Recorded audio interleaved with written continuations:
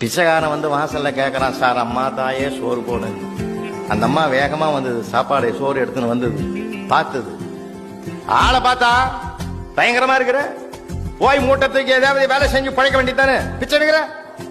அவன் கோவப்படல சார், கோவப்பட்டா அவன் நினைச்சது நடக்காது. அம்மாடி, நீ கூட பாக்குறதுக்கு நயன்தாரா மாதிரி தான் இருக்கிற. சினிமாவில் நடிக்கவா போன, இதுங்களுக்கெல்லாம் வடிச்சு போடுறதுக்கு தானே இந்த வீட்டிலே இருக்கிற.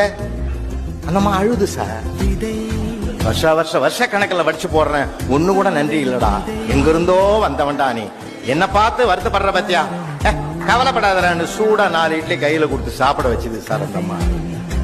அவன் கோவப்பட்டு வார்த்தைகளை உதிர்த்து இருந்தான்னா அது அந்த பழகுமா, என் தம்பி மாறுறானி, உனக்கு எப்பப்ப பசிக்குது அப்பெல்லாம் வாடா தரேன்னு ஒரு உறவாயிட்டான் சார் அவன். வார்த்தைகள் இருக்கிறது வாழ்க்கையின் சிறப்பு.